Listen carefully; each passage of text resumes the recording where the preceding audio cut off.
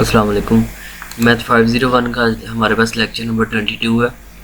इसमें हम क्या पढ़ेंगे, लीनियर इंडिपेंडेंट सेट्स और उनके बेसिस के बारे में आज पढ़ेंगे।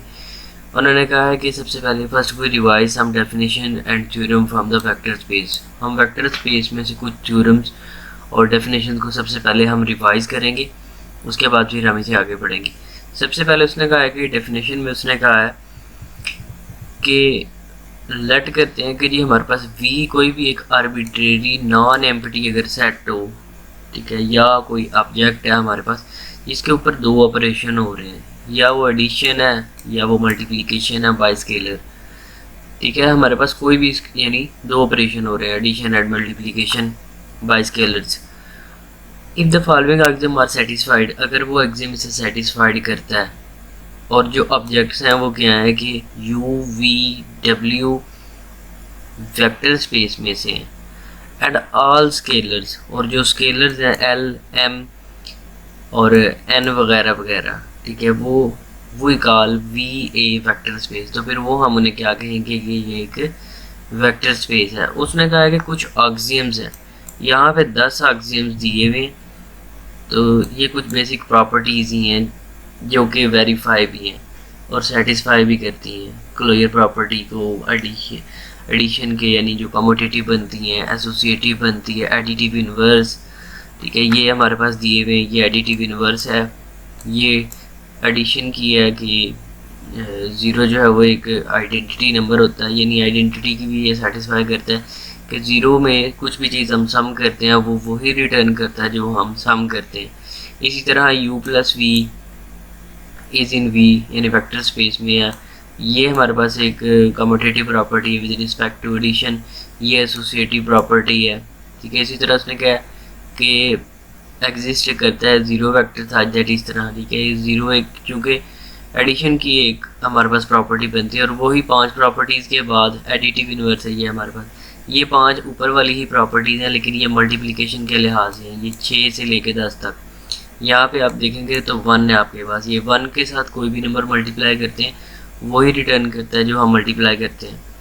तो सबसे पहले उसने कहा डेफिनेशन हमारे पास है, a subset W of a vector space V is called a sub space of V if W itself is a vector space under the addition and multiplication on V। ठीक है, ये उसने हमें एक वेक्टर स्पेस की एक example दी है, definition दी है। उसने कहा है कि ए sub space W of a vector space V is called a sub space of V, कि एक जो W है जो एक सबसेट है वेक्टर स्पेस V का, वो सब स्पेस कब कहलाता है कि जब V और V का सब स्पेस कब कहलाता है जब W itself of vector space under the addition and scalar multiplication defining on V, जब वो V के साथ यानी V के अंदर वो मौजूद हो, यानी उसका सबसेट हो, यानी उसका एक रुकन हो एडिशन और मल्टीप्लिकेशन करने के बाद भी, यानी वो उससे बिलोंग करता हो, अगर आसान अल्फाज में कहें। थ्योरम में उसने कहा हुआ है कि if W is a set of one और more vectors from a vector space V, then W is, ठीक है, then W is the subspace of V if and only the following condition hold। उसने कहा है कि W जो है वो वन और मोर वेक्टर्स रखता है from a vector space V में से, तो फिर W जो होगा वो सिर्फ और सिर्फ उस सूरत में कंडीशंस को होल्ड करता है सबस्पेस की जब ये दो एक्सिम्स हो हमारे पास। ये हम ऊपर पढ़ के आए, ये पहली एक्सिम है, ठीक है, और ये दूसरी एक्सिम है एक के कांस्टेंट या की आप कह लें, अगर के एक स्केलर नंबर हो, स्केलर नंबर को हम पहले लिख लेते हैं और बाद में वेक्टर को लिख लेते हैं, तो वो उससे बिलोंग करता है। यहाँ पे डेफिनेशन दी हुई है कि A of X is equal to 0 के उत्तर नल ऑफ ए के लिए हम पिछले लेक्चर में पढ़ के आए हैं, तो ये चीज़ है। ठीक है, उसके बाद है the column space of an M cross N matrix A, यानी कॉल ऑफ ए यानी column of A is a set of all linear combination, ये उनका लीनियर कम्बिनेशन बनता है और ये उनका जो है वो कॉलम के हिसाब से बनता है, और ये आगे उसने इसे स्पैनिंग किया हुआ।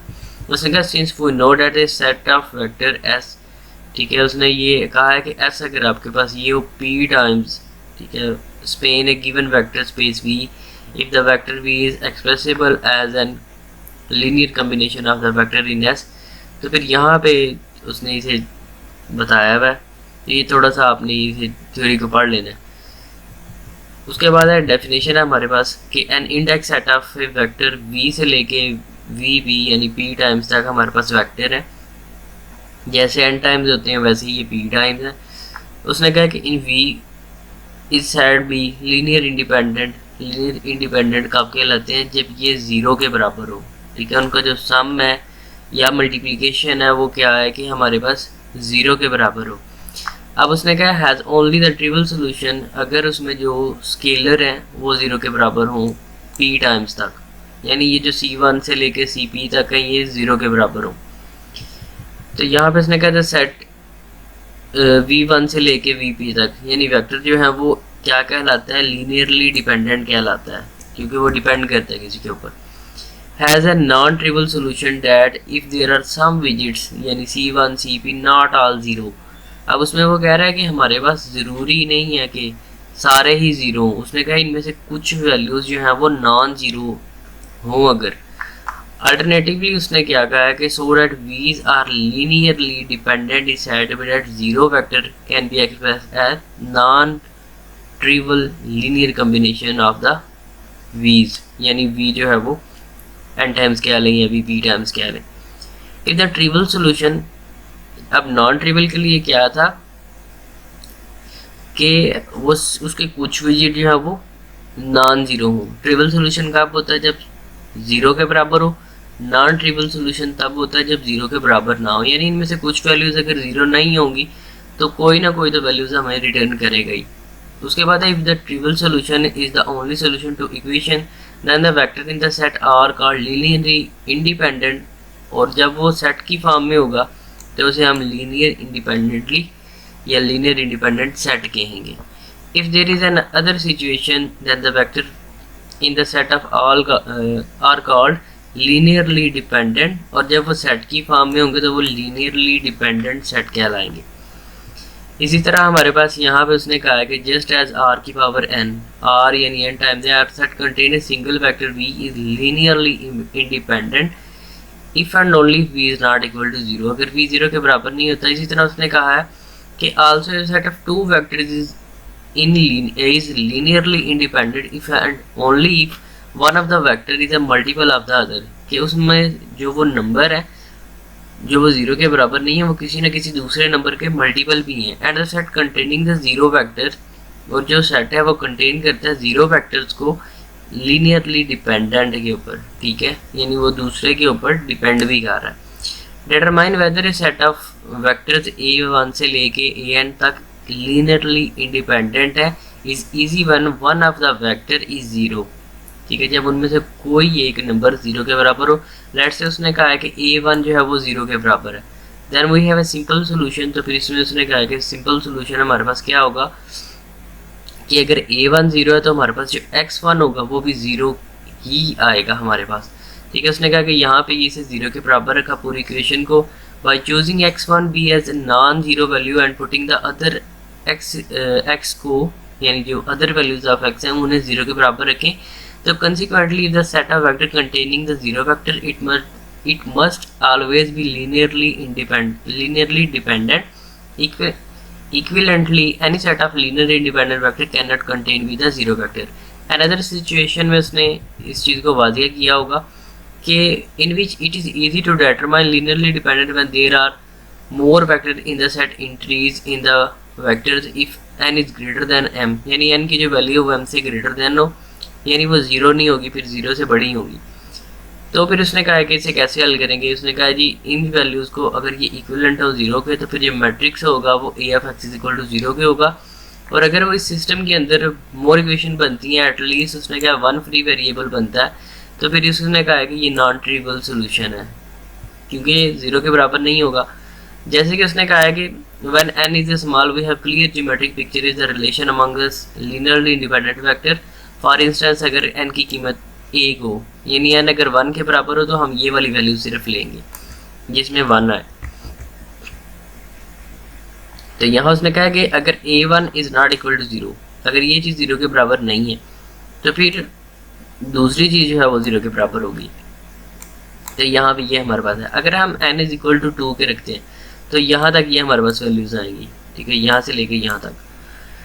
तो यहाँ पे उसने लिखा होगा x1 a1 plus x2 a2, तो फिर यहाँ उसने इसे हल किया हुआ कि ये two non zero vector linearly dependent if and only if there square multiple of each other. उसके बाद हमारे पास है लीनियरली इंडिपेंडेंट के हिसाब से उसने कहा कि इसे आप रिजॉल्व करें। अगर वो कह रहा है कि वो ये लीनियरली इंडिपेंडेंट है तो फिर हम क्या करेंगे कि उनका सम जो है वो ज़ीरो के बराबर आएगा। अगर सम ज़ीरो के बराबर आएगा, लेट किया हमने कि जो स्केलर मल्टीपल है C1 C2 C3 V1 V2 V3 के हिसाब से लिए, तो उनके जो मल्टीपल आएंगे वो भी हमें ज़ीरो रिटर्न करेंगे। अब इसे सॉल्व किया, इक्वेट किया, ये वाली चीज़ इस चीज़ के बराबर है, दूसरी के बराबर हो, अगर इसी तरह तीसरी जो है वो इस चीज़ के बराबर है, तो बाद में फिर यहाँ से हम C1 C2 C3 जो निकालेंगे वो भी ज़ीरो है। तो फिर यहाँ पे उसने क्या शो करवाया कि जो स्केलर्स हैं वो ऑल जो है वो बिलोंग करते हैं R के साथ और वो ज़ीरोज़ के बराबर है। तो फिर उसने कहा system has a trivial solution, और जो इसके वो वेक्टर बनते हैं वो ये V1 V2 V3 जो है वो लीनियरली इंडिपेंडेंट है। इसी तरह ये लीनियर इंडिपेंडेंट कैसे है कि अगर हमारे पास ये वेक्टर बनते हैं और ये इसका सोल्यूशन यानी इसके बराबर, उसने कहा है कि ये सेट कह लें कि ये अगर इसके बराबर है, अगर ये लीनियरली इंडिपेंडेंट है तो ये इस इक्वेशन के हिसाब से है कि अगर हम इसे 3 से मल्टीप्लाई करें, 3 2 आर 6, 6 प्लस 1 7, 7 माइनस 7 0, यानी हम इसको अगर मल्टीप्लाई करें 3 के साथ और इसको इसमें सम करें और बाद में इसमें से सब्ट्रैक्ट करें आंसर को, तब ज़ीरो आता है। तो इसका मतलब बनता है कि ये लीनियरली इंडिपेंडेंट है। इसी तरह सेम नेक्स्ट क्वेश्चन दिया हुआ है, उसके बाद थ्योरम है हमारे पास। तो यहाँ तक हम इस लेक्चर को स्टॉप करते हैं, बाकी इसका पार्ट 2 मैं इंशाल्लाह कल अपलोड कर दूँगा। मिलते हैं इंशाल्लाह नेक्स्ट वीडियो में। फ़िलहाल के लिए जल्द चाहता हूँ, अल्लाह हाफिज़।